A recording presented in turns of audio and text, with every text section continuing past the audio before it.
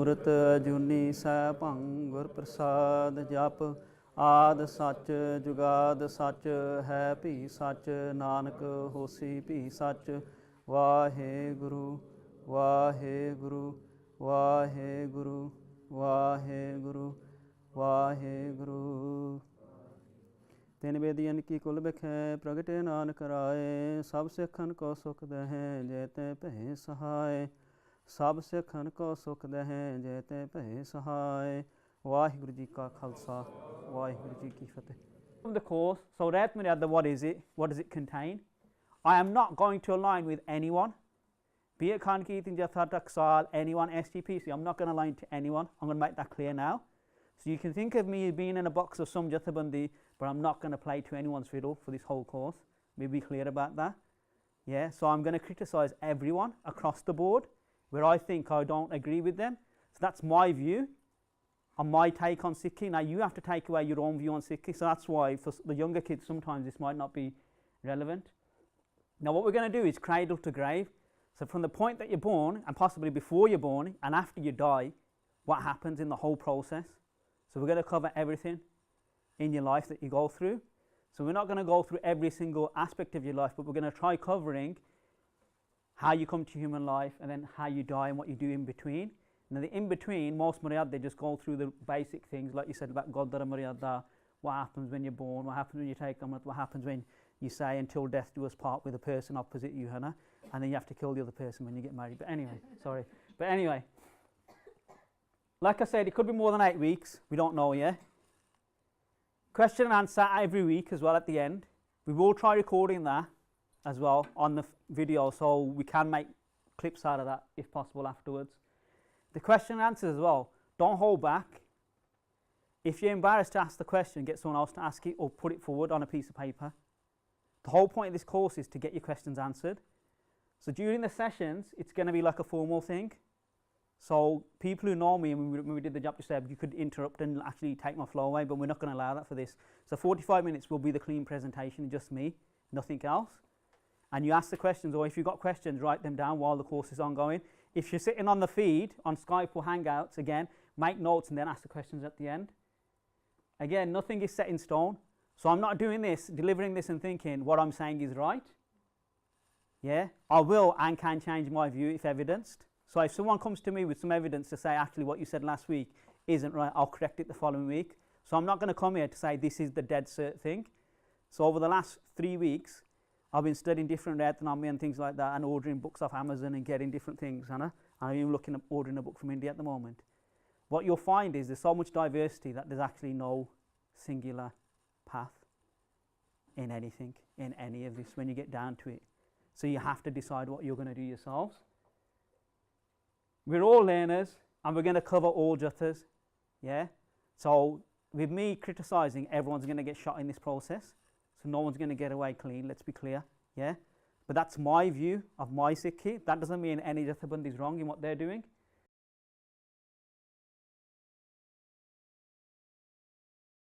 Now Rehat, Mahan Kosh is like a dictionary which was written this century by someone called Singh. So this week, for some of the things, I've gone to Mahan Kosh.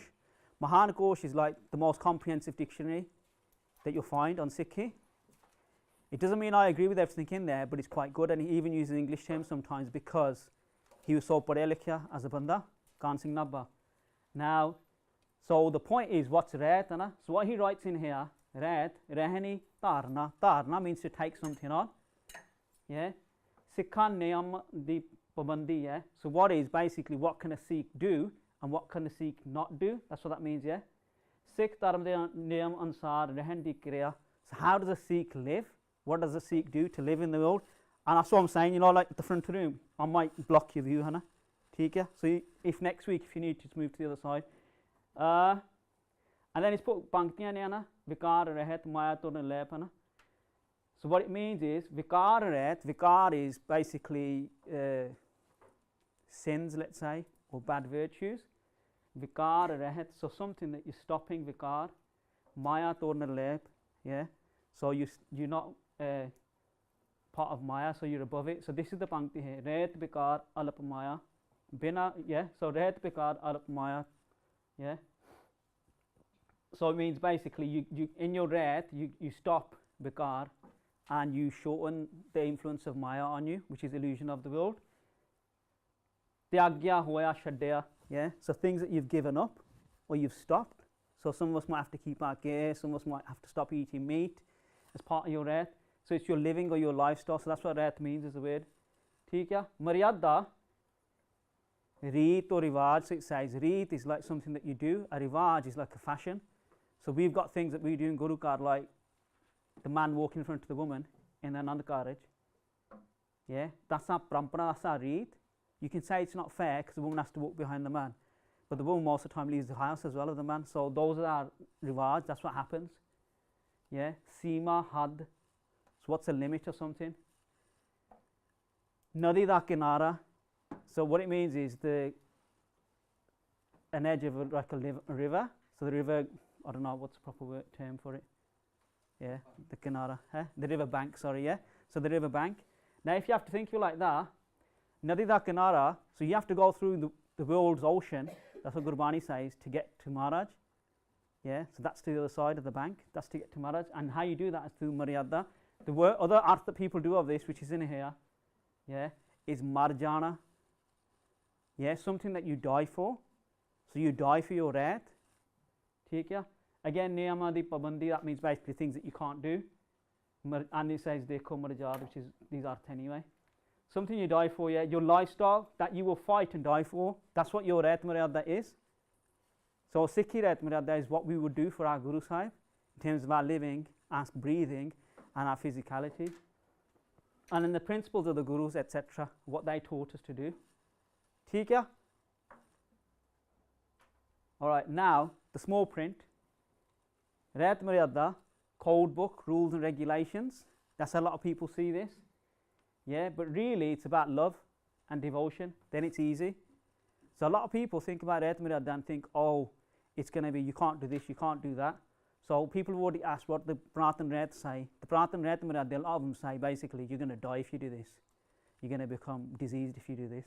So they're quite harsh in their terminology, in the words that they use. Now in terms of Gur Sikhi, Bhai Gurdas, if some of you may not know, Bhai Gurdas ji was a famous Gur Sikh, and he wrote a lot of Vara and Kabits, and his Vara are like basically the key to the whole of Guru Granth Sahib and Gurbani and what Sikhi is. So this is one of his Vars. Gur Sikhi barik hai khande tar gali atpiri. Yeah. So Gur Sikhi is barik. Barik means it's very fine. Khande tar gali atpiri. So it's sharper than a khanda, the edge of a khanda. Yeah. The point of a khanda. Gali atpiri. It's like a small alleyway which is quite short. Uthe tikke na pohana, sorry, chalna sake upar kiri. So there, not even a mosquito. So if you think of it like this, usually a mosquito can go and sit on top of a khanda or an edge. So it's saying even there, a mosquito can't even do that. And even a kiri can't stand there as well. Yeah? So it's saying that's how barik it is, that's how refined it is. Valaniki akhiye tel tilhole kolu piri.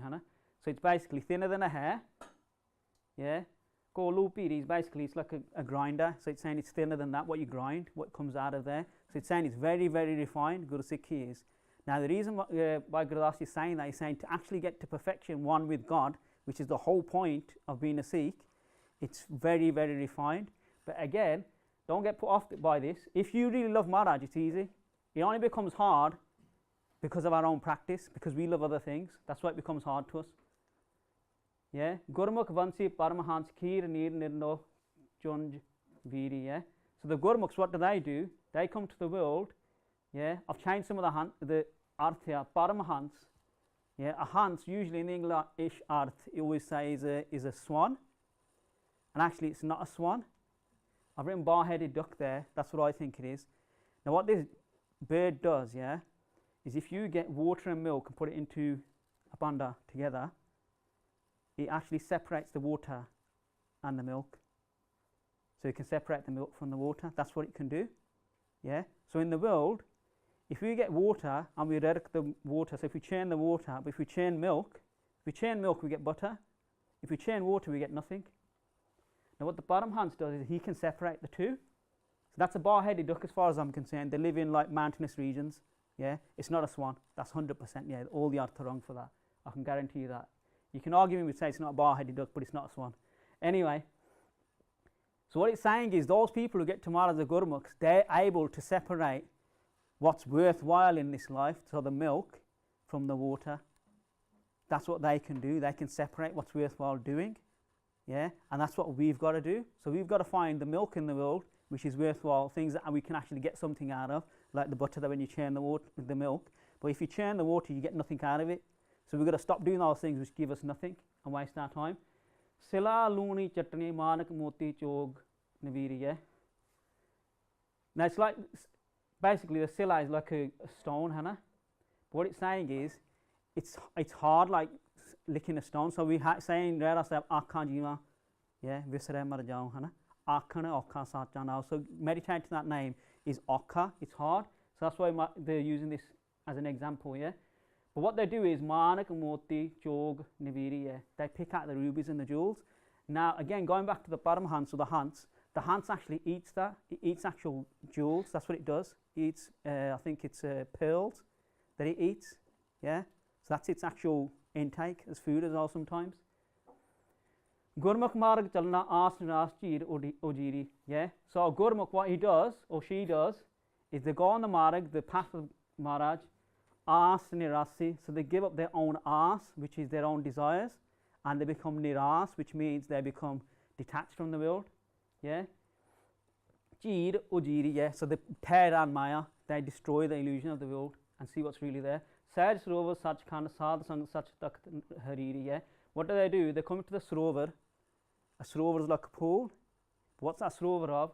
Yeah, Sahaj. Sahaj means basically something to intuitively develop in yourself. So you could think of Sahaj like this. When you got that little voice in your head telling you to do something right, if you listen to it all the time, you're going to Sahaj. Simple as that. Yeah. Sachkhand Sadh Sang Sach Takht Hariri. What they do is they go into Sachkhand. So we think Sachkhand's the highest plane. So spirituality. But what these Gurmukhs do is they go into that at all times by going to the Sadh Sangat. Now Sadh Sangat isn't physically coming to the Gurdwara all the time, because when you come to the Gurdwara, the stage secretary could be having a fight off the stage. Yeah, the Vibhya could be talking at the back, and all your dhyan might be in that.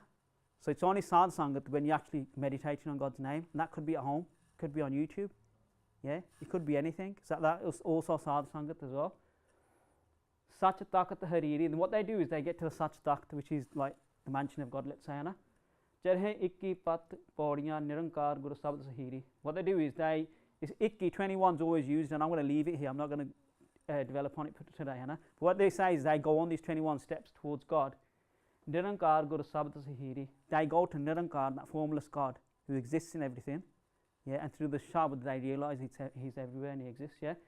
Gungu di Mithiya Akat Katha Vismad Bachiri. Yeah. A Gunga is someone who can't speak, someone who's mute. And what it's saying is when they get to this level of being one with God or tasting Him and getting nearer to Him, they're like mute people. They can no longer describe Him. So it's saying like a mute person is given matiyai, yeah, or sweets.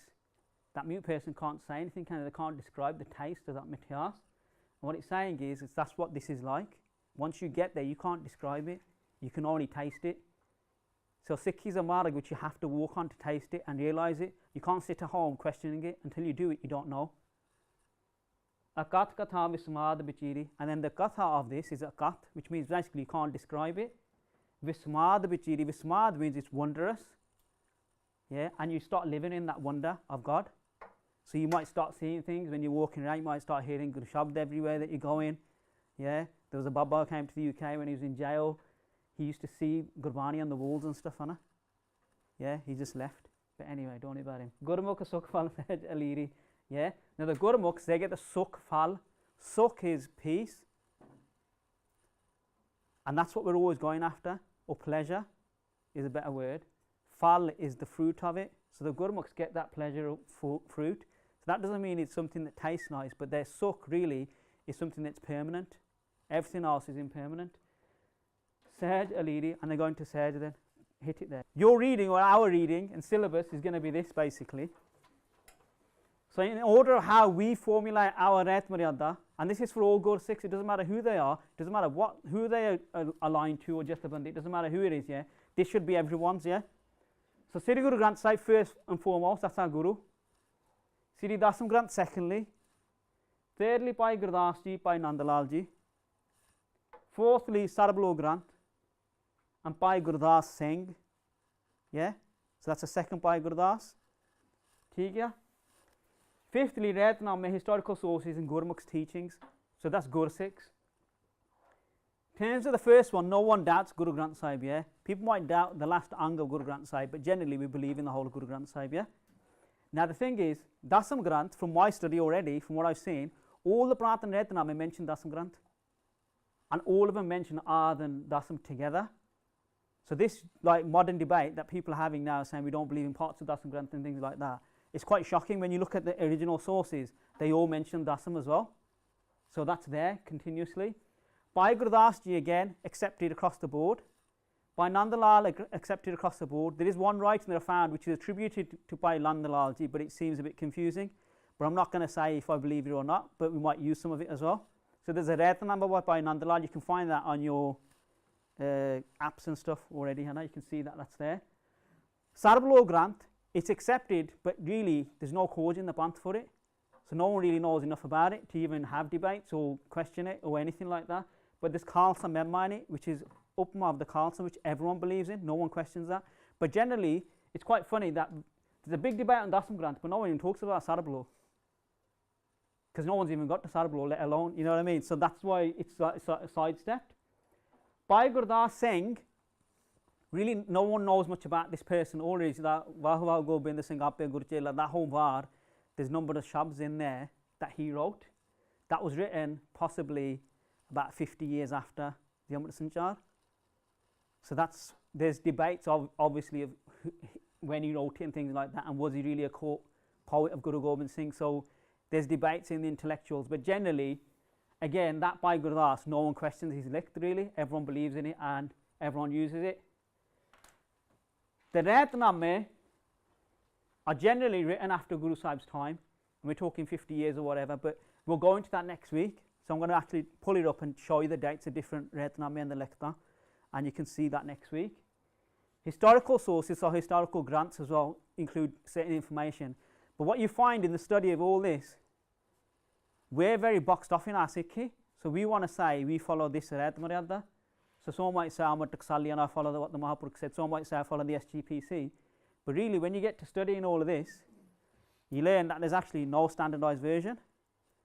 So I might use Bangtiya from a rehatnaame, which I agree with, but then the rest of the rehatnaame I might discard.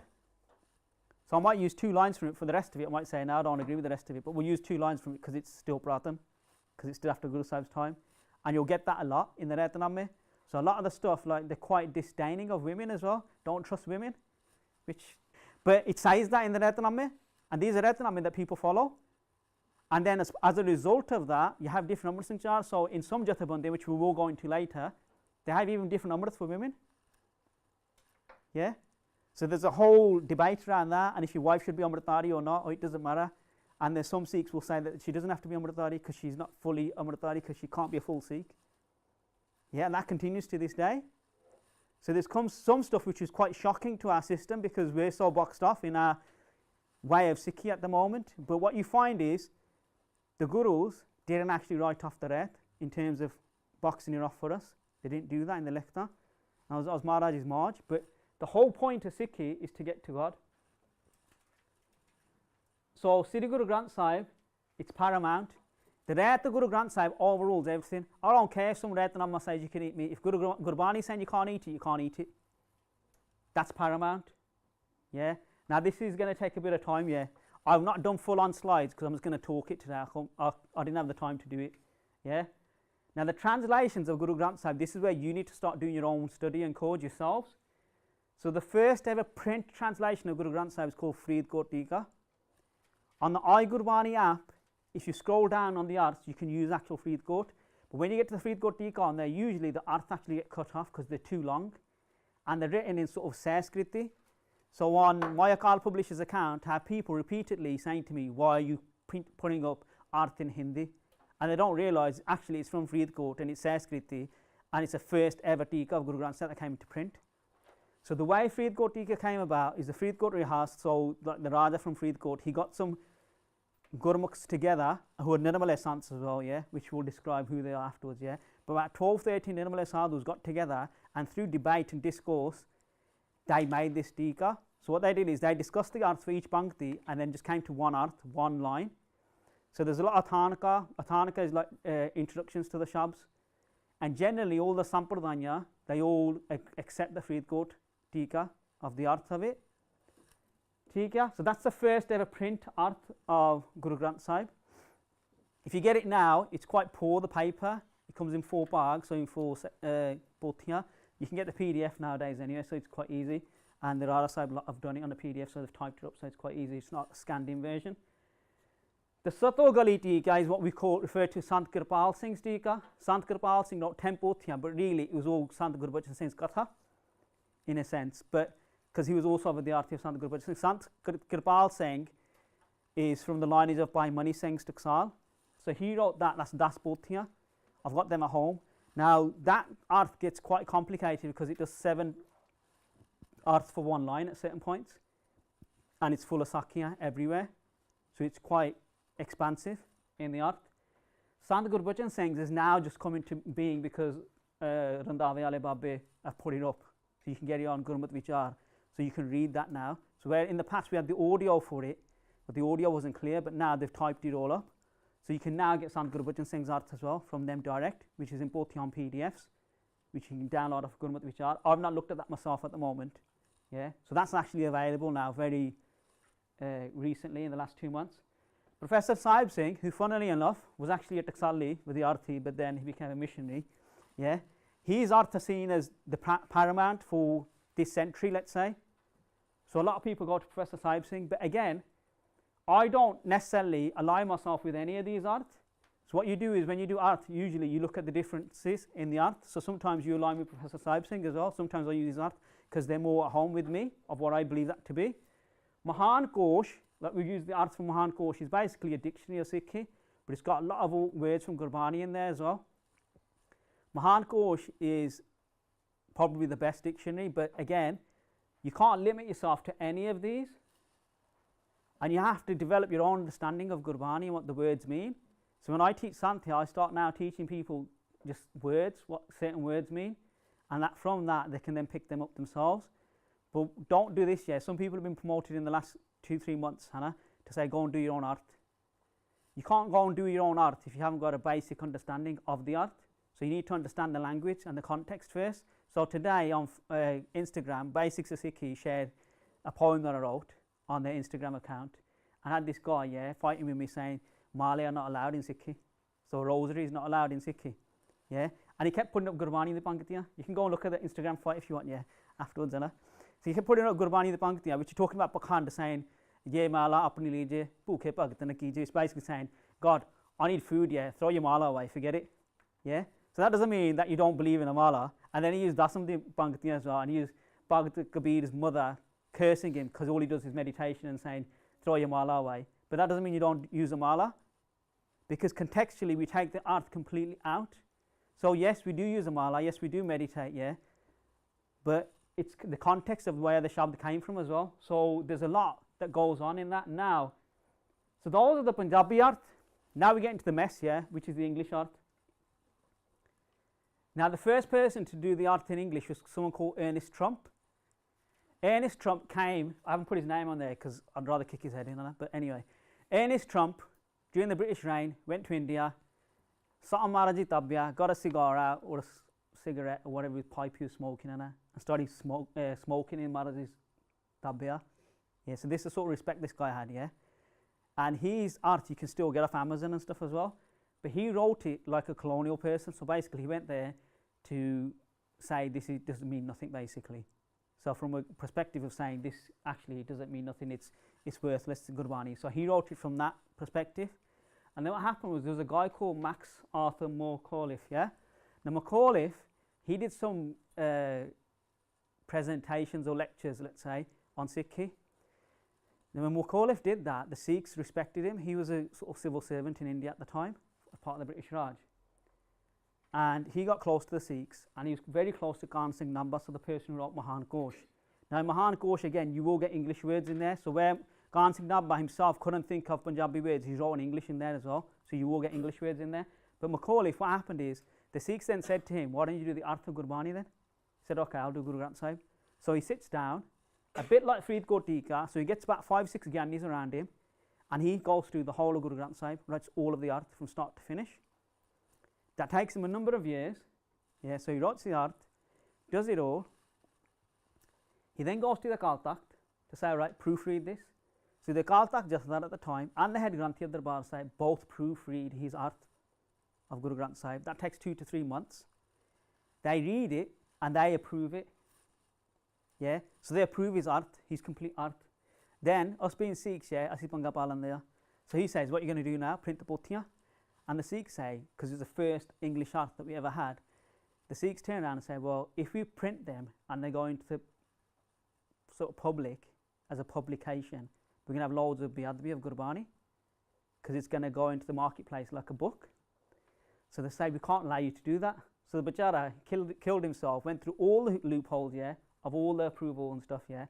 So I said, all right, what I'll do then, instead of printing it as a full Guru Granth Sahib, I'll write Sikh history books.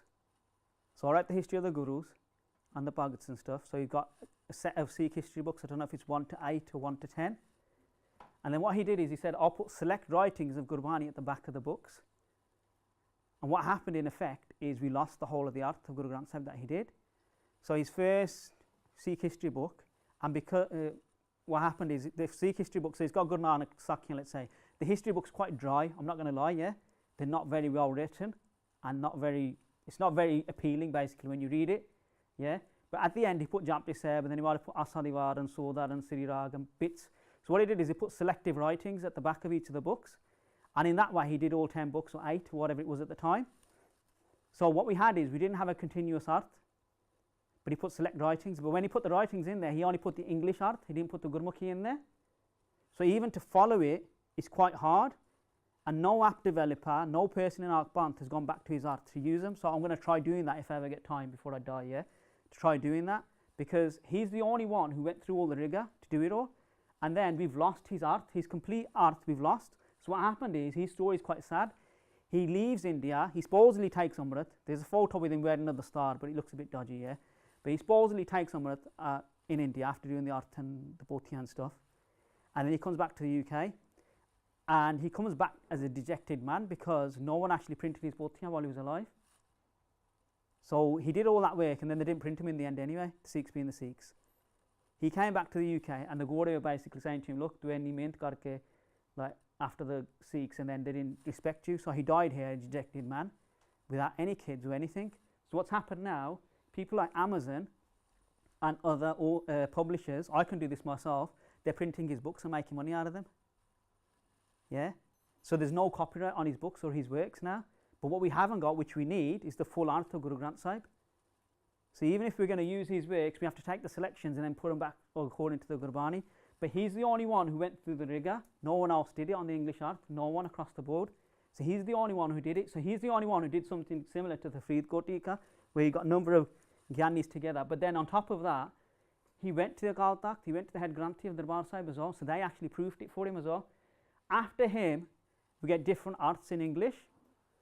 So Manmohan Singh is the Pothia that a lot of us would have seen about 30 years ago in the Gurdwara, which have got Punjabi Arth, English Arth as well, Hana.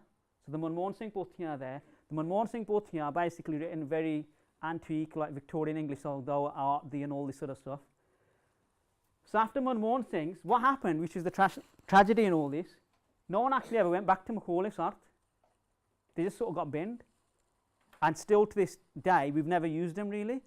So Manmohan Singh's Arth don't really align with his as well. Sant Singh, he's a doctor, he's still alive, he lives in America. So most of the Arths on Sikhi to the max that we've got at the moment are by this guy, Dr. Sant Singh. So he did the Arth over 12 years. Now he was a Gora, and he's still a Gora in terms of his race, let's say, yeah. So I'm not being racist, but he didn't really have the understanding, so he took Yogi Bhajan's advice and followed his guidance in terms of what the Arth meant. So he took 12 years, he didn't mean to do it, all he did is really water down Manmohan Singh's art. So he took the antique language out and just made it simpler and simplified it. So it doesn't mean Sant Singh actually understood what he was translating at certain points. So one of the classic ones in Sikhi to the Max art, so it's not Sikhi to the Max this all, because all they did is they just used that technology, Hannah. But one of the classic ones is Sadh Sangat. Sadh Sangat means in the company of saints, let's say, yeah, as a simplified art, that's what it really means. What does it say on there? Siblings of destiny. What does that mean? So Sadh Sangat actually means company of saints, Hannah, a congregation of saints, but then they put in their art siblings of destiny. How does that come anywhere near? The first Sukhmani Sahib art that they did by someone called Prem Kaur, who's still alive, they called it the Lagoon of Peace or something. I thought it was, Hannah. Yeah. So it's like very off the radar, the art, they don't even align in terms of what the Gurbani is saying. So it's very obscure, some of the stuff. I'm not having a go at Sant Singh because he did the best that he could in the 12 years that he did the Dika. So in parts it's still useful for us, we still use it. And in parts it's better than the Manmohan Singh's as well.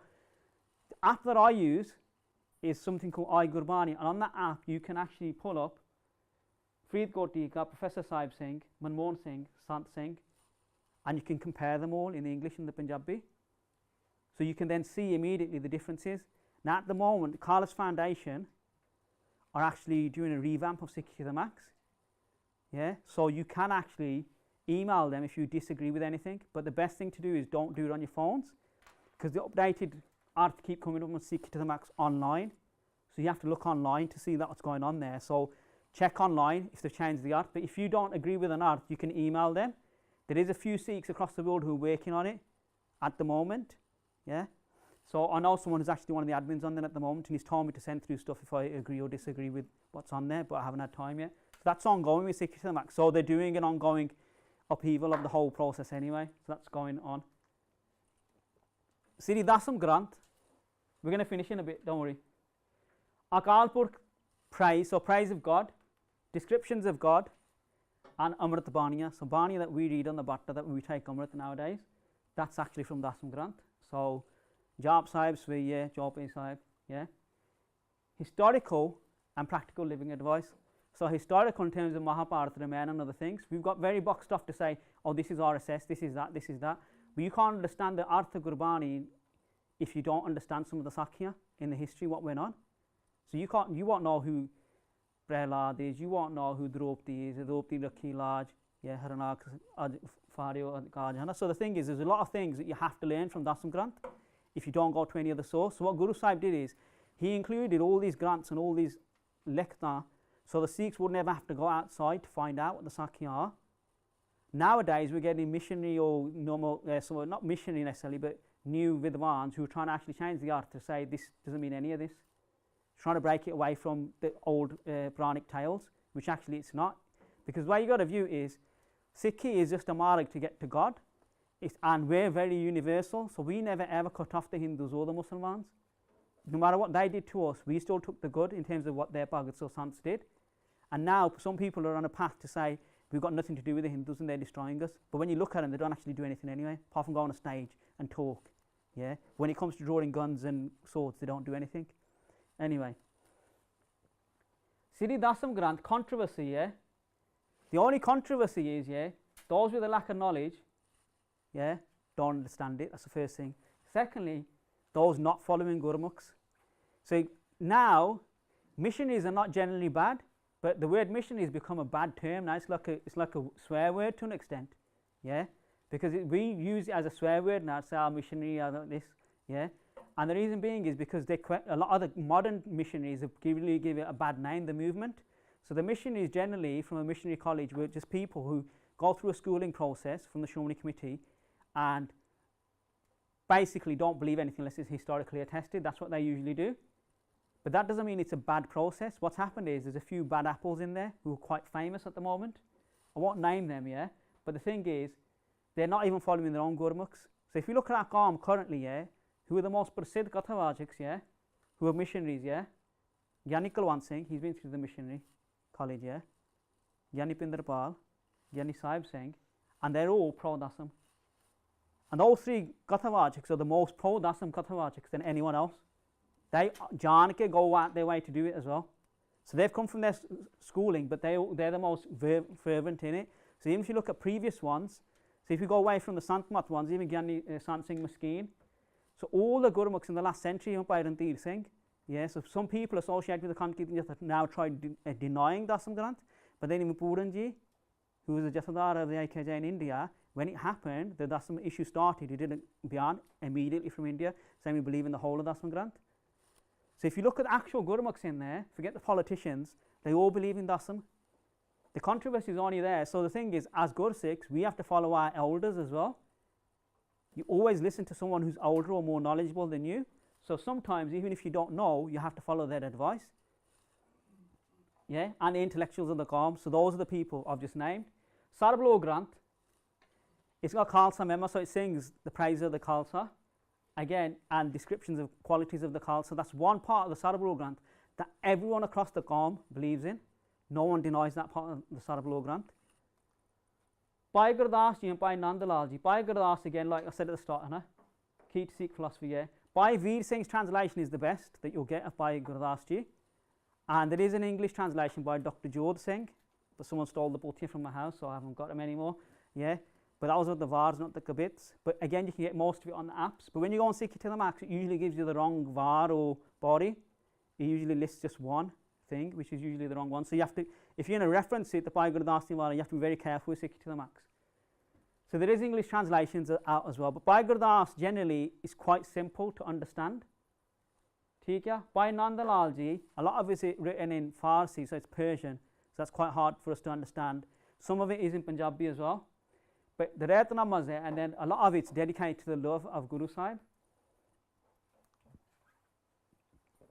Okay, the rehatnaame, some are contemporaries of the Guru and after. So there's something called Sri Guru Sobha, which I've been reading by Likhari, which they refer to as Senapati. Now, Senapati was actually a court poet, and everyone accepts Akali Kaur Singh found the licht this century. So it's quite recently it was a discovery, but then everyone accepts he's a court poet to Guru Gobind Singh. I was quite disappointed because I've read like 100 pages of it, and literally it doesn't really say anything that is anything new or on top of what we already know and we already use. But there is other stuff about the Jang in there which we could use. But then even like Guru Tegh Bahadur, he refers to Guru Tegh Bahadur as Jagat Di Chadar. Yeah, so that's going back to the argument. Some people say it's not just Hindi Chadar, but that's in there from Senapati. But then again, Senapati, generally everyone agrees with that, but I probably won't go into him again because there's actually nothing there really. Good, bad and confusing. Good, by this I think everyone accepts him. Yeah, bad, there's some really bad ones as well, which we're not going to agree with anything. And generally they're confusing because they're historically written after Guru Sahib's times, and they're written by a person trying to say what the rehat is then. So it might be, oh, to drink water, you have to go to the river. And only water from the river is sucha. Because back in those days, they didn't have water from the ground. So the only water they used to get is from actual flowing streams and rivers. And then it might say in there that to drink, you have to get that water. And then to do a Namr Sanchar, you have to use that water. So I know people in the UK who went extreme and would only start drinking water from streams here as well. And say all the other water is jutta, yeah, because it's like our recycled water, and some people still try to do that. Some are situationally, so situationally for that time period of what was going on, so that's the water example, and then there's other things in there. Interpretations differ, so people make a big controversy about which Bani are read on the Bhatta in terms of Namr Sanchar originally, but then a lot of the stuff is actually hinted at. And it's hinted at because in those days, everyone would have known what it meant and no one needed to explain it. So a lot of the rehatnaame say Japji, Jap, Paro.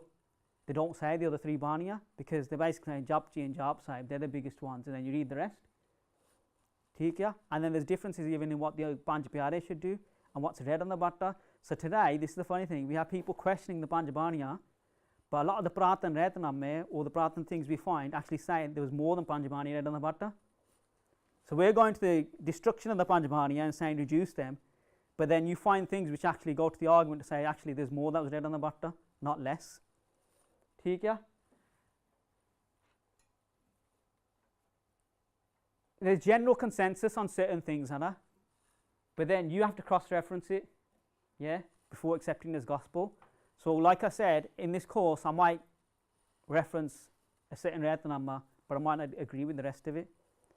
But I'm referring to that one line because it's still Pratana and that's what we believe in at that point.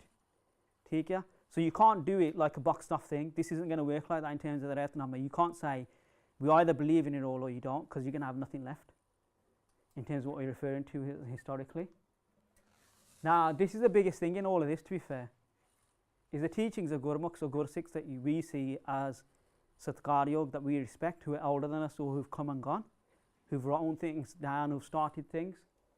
Yeah? The Khalsa is a Guru too, so those people who've got to the level of Guru Gobind Singh, they are also one with him, Anna. Band is saying, but also someone who reflects the Guru in the lifestyle. So we have to follow them, because what they're saying, they might even be conversation with Guru Sahib for all we know. And all this study actually won't lead us to God, whereas a Gurmukh can lead you to God, and that's the whole point. So the whole point of this Rehat is actually to get to God. Yeah, so we also take guidance from great Guru Sikhs. Recently, obviously, Sant Janaz and Sant Ishar Singh, that's both Sant Ishar Singh, so Rara Sahib and Nanak Sarana. Sant Uttar Singh, Bhai Sahib Ranti Singh, yeah. So these Gurmukhs that we all respect and follow. We don't have to agree with all of that they said, but we still all respect them and they're seen as Pant Purvanak in the sense. So none of them, if we're going to look at, we say the SGPC Maryada or the Akaal Takhta Maryada, people say Pant Purvanak, yeah. Actually, it's never been agreed and it's never been signed off. But even if we agree that, they say that's the one. These lot never agreed it. They never signed it. Simple as that. You can say what you like, you can shout all you like. It's never been signed off by these. Yeah? And you'll find that in the study of it all. Anyway, that's it for this week.